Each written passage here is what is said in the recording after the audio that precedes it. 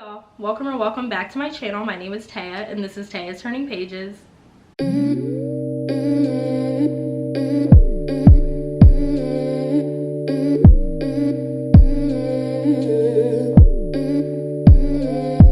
By the title of today's video, you can tell that this is going to be my February wrap-up, and I am filming this a bit early, and that's only because I will be getting Invisalign next week, which is technically the last week of February, so I will not be in the right state of mind to film a February wrap-up, because if you guys have gotten Invisalign, I'm sure you know that the pain for the first couple of days is supposedly unbearable, and I just know I'm not going to be in a good mood to film. That's why I'm trying to film this video now, so that way I don't have to worry about it. But for the books that I am currently reading and that I won't finish probably before February is over, as well as have enough time to get them into this video, I will be including them in a recent reads video later on in the future, so that way you can still get my thoughts on those books as quick as possible. I don't want to wait until my March wrap up to include them, so like I said, I will be filming another video, like a part 2 of this, so definitely stay tuned for that. But we will be talking about 4 books today, and honestly they were all really good, guys. So yeah, I only have 4 and 5-star books in this pile, and I love that for me. I love when I have a great reading month, and most of them or all of them are bangers, and that's all I can ask for. So yeah, with that out of the way, let's get started. Similar to my January wrap up, I will be ranking and talking about these books in the order in which they were rated. So I'm gonna go all the way from my lowest rated books to my 5 stars and highest rated books of the month. So starting with my lowest rated book, which is it is 4 stars, which still isn't really that low, but it is Sweet Hand by N.G. Peltier. I actually talked about this book in my favorite romances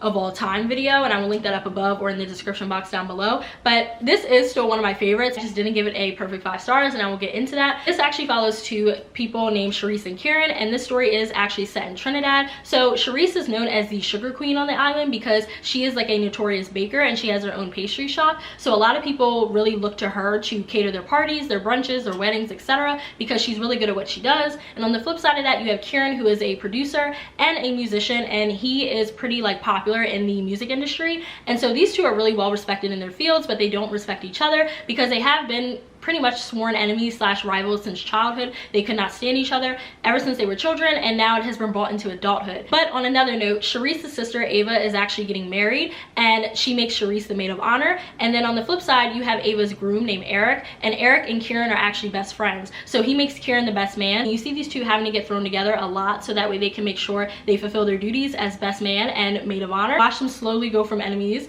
to lovers, and the story pretty much takes off from there. I did give this a 4 out of 5 stars, and I really did enjoy this, but I love baking in my romances. Anytime there is an instance where one of the characters owns their own bakery shop or they are a chef, I eat it up every single time, and this book was no different.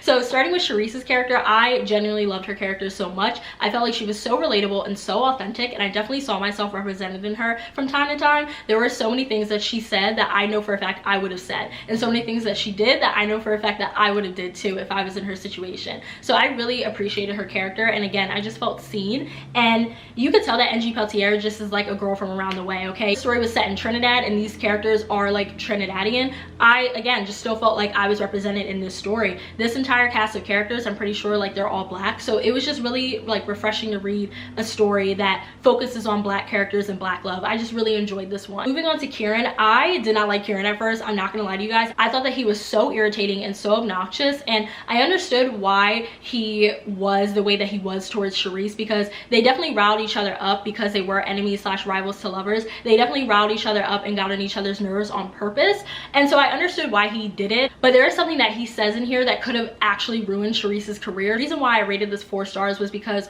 one, like I mentioned, Kieran says something that could have actually destroyed Charisse's career, and it pissed me off because I felt like it was just kind of glossed over as the story went on. He apologized for what he said, and he did make it up to Charisse in a way, but I felt like there wasn't enough remorse and enough punishment, in my opinion, for him when it came to what he said about Charisse and her career, because it really could have destroyed it, and she could have really lost out on a lot of business, especially because what he said went viral. So it really did not sit right with me. That was one thing that really bothered me about it. I just felt like it was glossed over, and we should have spent a little bit more time on it, especially because this book is already a little bit long for a romance, in my opinion. So it took a lot for me to see his redemption arc, to be honest. It took a lot, but once we got to the end, I was rooting for him and Charisse, because that's how these enemies to lovers story goes. This trope is very frustrating. I love enemies to lovers so much. Like, it is one of my favorites, but it is such a frustrating trope because a lot of the times the male characters just suck. Like they just suck.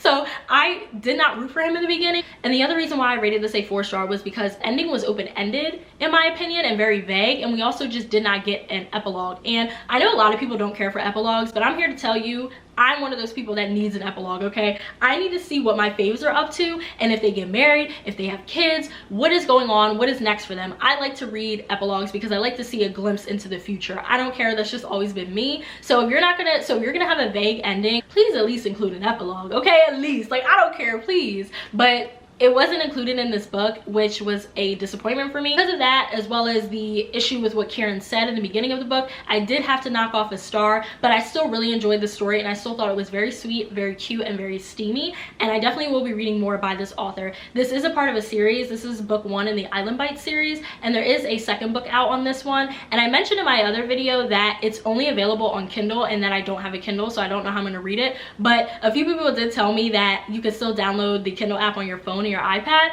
For some reason, I have tried that multiple times and it doesn't work for me. So I don't know how I'm going to access that book. Regardless of what I said, I still definitely recommend this book because it was just cute, it was diverse, and I just love the baking trope. So yes, if you are a fan of enemies and rivals to lovers and baking in your romances, then I definitely recommend picking up this book. Moving on to my 4.5 star of the month, and it is a thriller, and it is Never Saw Me Coming by Vera Kurian. So this was actually a phenomenal story. I loved it right off the bat. I will get into why I didn't rate this a 5-star in a minute, but I did want to give the synopsis for this, of course. So this story actually follows 3 perspectives, one from the perspective of Chloe, Andre, and Charles, but this mainly does focus on Chloe and her storyline. So Chloe is a young woman who has been diagnosed as a psychopath. Because she is diagnosed as a psychopath, she does get offered this opportunity to participate in this like psychopathy panel study at this university, and in exchange for her participation, she will get free tuition. So Chloe actually wants to be a doctor. She decides to partake in this study. So while Chloe is going through this study, you also have the storyline of her trying to enact this plan of revenge on one of the students that attends the school.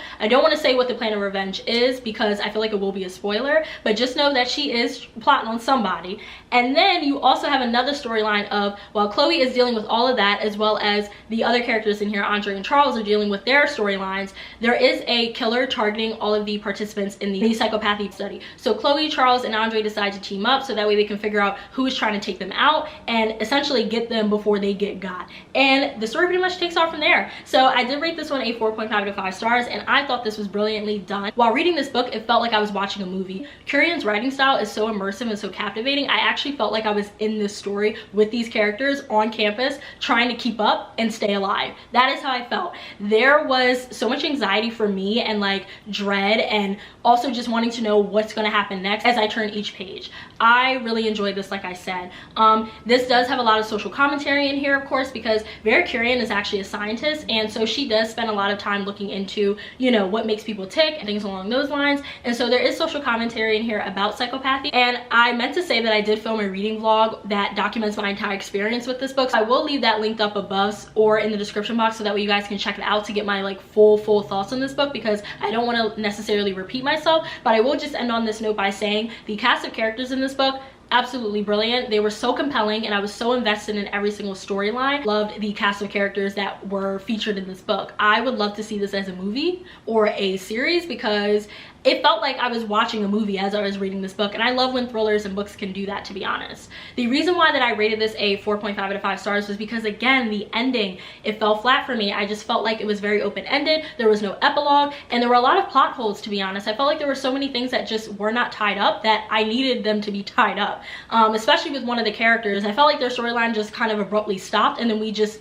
didn't really hear about them anymore once we got to the ending, but we focused on 2 other characters. So I just did not like that, and I would have liked more from that. But either way, this was still a phenomenal book, and I definitely recommend this one if you are interested in psychological thrillers. And also be forewarned that there is a like romance type of situation going on in the story. I don't think it becomes a huge focus of the story, but it definitely is mentioned throughout, and you definitely do see like certain things play out when it comes to this romance. So if you don't like romances in your thrillers, keep that in mind. Now moving on to my my 5 stars of the month. So these 2 books were 2 curveballs thrown into my reading plans because I was not expecting to pick these up. I was not expecting to ever read this subgenre of romance, but here we are and here I am, and I'm so excited to share it with you guys because now I want everyone to read these books written by this author. So if you did watch my January wrap up, you can probably tell that I read 2 depressing nonfiction books pretty close to each other, and so because of that I fell into a reading slump. And whenever I fall into a reading slump, I go to romance because I just feel like it's a great detox and it just helps me kind of take my mind off of the dark and depressing shit that I read. So I decided to look into different subgenres of romance, and I looked into historical romance because I wanted to give this subgenre a try and see if I could actually like find any books that I would like, because I love history. I'm like a huge history person and I love romance, so I figured that this would be a great genre for me. But I never felt inclined to pick up any books in it because I just felt like the lack of diversity and inclusivity in all facets is very alarming, especially in the year of 2022. I just feel like there needs to be more diversity and inclusivity when it comes to historical romances. But I did find an author that I am so excited to read more from, and it is Beverly Jenkins, and the 2 books that I have here are Something Like Love and Night Song. And so I actually read Something Like Love first, and I filmed a reading vlog on this, so I won't spend too much time on this book. That reading vlog probably won't come out for a little bit, but I wanted to start with Night Song actually because this is Beverly Jenkins' first book, and I think this came out in 94 actually. And so this book follows 2 characters, one named Chase and one named Cara Lee. So starting with Cara Lee is very independent, very progressive, and a feminist in every sense of the word, so I loved her for that alone. But Cara Lee has been on her own for pretty much her entire life. Her parents died when she was pretty young, and so she was taken care of by her grandparents, and then her grandmother ended up passing away, and then her grandfather unfortunately was lynched right in front of her because these books do take place in like the 18 and 1900s. So slavery and Jim Crow, like the rise of Jim Crow and the redemptionist era and all of that are very prevalent in these books. So Cara Lee does witness her grandfather being lynched, and of course it is very traumatic. She was only 9 years old when she witnessed it, and because of that she has to go live in this like orphanage. And when she finally becomes of age, she decides to relocate to Kansas, I'm pretty sure. Yeah, Kansas, and start a life there. So she actually becomes a school teacher and teaches the local children, you know, how to read, write, etc. And on the flip side of that, you have her love interest named Chase, and Chase is actually a Union soldier, and so Chase is like never really in one place for more than like a couple of months essentially. So he's always traveling, of course, and always just trying to make sure that people are safe. But he ends up finding himself in Cara's town, and long story short, they end up getting off on the wrong foot. So they are kind of like enemies slash rivals at first, but they do get off on the wrong foot, and Cara Lee automatically doesn't trust Chase because she witnessed her grandfather being killed by soldiers, so she doesn't trust Chase. But then Chase ends up coming back to this town because his unit is stationed there for 10 days to kind of regroup before they have to hit the trail again and, you know, start up their duties. And so him and Cara Lee have this like whirlwind romance over these past like 10 days. But as time goes on, you start to see these 2 get to know each other, sparks start to fly, and the story pretty much takes off from there. You witness their journey of falling in love, but also watching them become their own person, and of course like have character development from page 1 all the way into the end. There are things that I am leaving out of my like explanation of the book because I feel like they will be a spoiler, but also you should just pick it up and read it because this book was so good. So I did give this a 5 out of 5 stars because it was amazing. It was phenomenal. It was everything that I wanted in romance and more. It was steamy, it was passionate, it was sexy, and again, the character development cannot be understated here. And Beverly Jenkins does a great job at incorporating Black history throughout her historical romances. Because this does take place in the 18 and 1900s, Beverly Jenkins wants to really like educate the reader and let the reader know that this is what Black people were dealing with back in those times. So I just really appreciated that part of the story because there were a lot of things about Union soldiers and Buffalo soldiers and just like, you know, the redemptionist era and the terror that the Klan was, you know, enacting on the Black community back then that I did not know about because we were not taught that in a lot of our history classes. And so reading it and here and learning more was just like the icing on the cake. I got my romance, but I also got some educational, historical, you know, factoids thrown in the story too. And for that, I stand Beverly Jenkins and I stand this book. Going back to the characters, Cara Lee is definitely one of my favorite like heroines and female MCs that I have read about in a long time. She was so progressive, again, a feminist in every sense of the word, and so intelligent, and I just loved her. She knew exactly what she wanted out of life. She had her own mind, and she didn't really care all that much about what people were saying. Like, yes, she of course did conform to certain societal expectations and norms, but she did have a mind of her own, and she was very independent, and Chase really liked that about her, you could tell. So that's why they kind of always had this cat and mouse game going on. But yeah, I really enjoyed her character, and I love learning more about her and her passion for teaching and just educating the youth.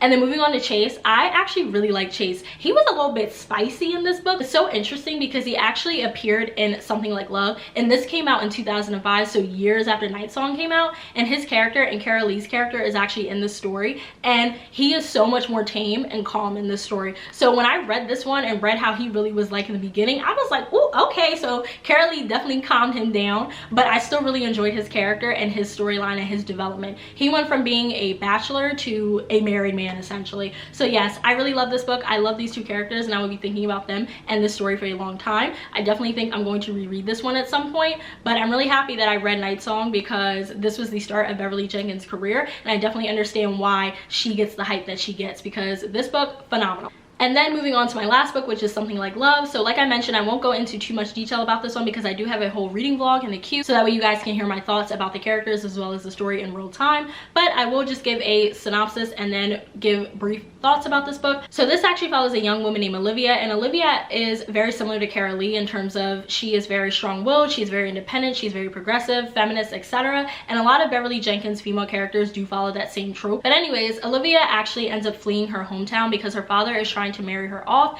and Olivia does not want to be married to someone that she does not love. So she decides to flee to Henry Adams, which is in Kansas, which is the same town that Kara Lee and Chase live in. But she flees to this town and she pretty much has to start over. So she is a very good seamstress, and she is very good at what she does. She's very sought after by a lot of the women in the town to make dresses for events and dances and parties. And so Olivia is very wrapped up into her work and just, you know, laying low. But one day when she's traveling on this train, her train actually gets stuck up by these two outlaws named Neil July and Two Shafts and their brothers. And so when they stick up this train, Neil actually notices Olivia, Olivia notices Neil, and the rest is history. We get to follow Olivia and Neil on this journey because Neil is technically an outlaw because he robs trains for a living, and Olivia cannot be seen fraternizing with an outlaw. You get to follow these two on this journey of forbidden love and just trying to combat all of the societal expectations and norms that are put in place so that way they can end up being together. So yeah, this story, again, 5 out of 5 stars. I loved it. I'm obsessed with this one, and out of Night Song and this book, this is actually my favorite, but I still adore Night Song. But yeah, this is actually my favorite. I just thought that the passion was amazing. I love a good forbidden romance, so that was spot on. Getting into the characters, Neil, amazing, an amazing book boyfriend. Okay, he really loved Olivia, and this was a man. Okay, he did what he had to do, he took care of what he had to take care of, and I just loved him as a book boyfriend. He was so sweet and so compassionate and so caring when it came to Olivia. It definitely gave off that I hate everyone but her trope as well. So yeah, he was like head over heels in love with Olivia, and then Olivia was trying to play and not give him the time of the day. I really love these two characters. I already talked about Olivia and how I loved how independent she was, of course,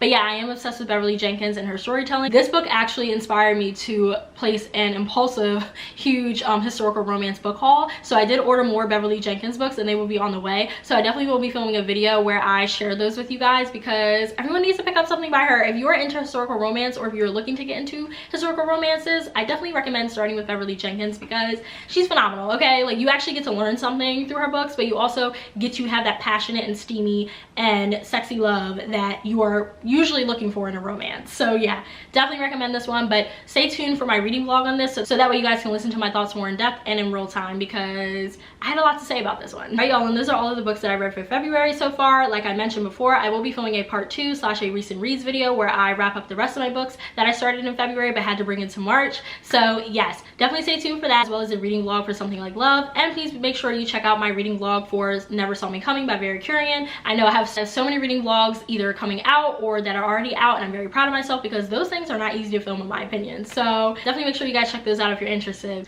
But I hope you guys enjoyed this video. Make sure you like, comment, and subscribe. It really helps me my channel out. And make sure you follow me on Bookstagram as well as Storygraph. I will leave all of that information linked down below, as well as at the end of the video, like I always do. I'll see you guys in my next video. Bye.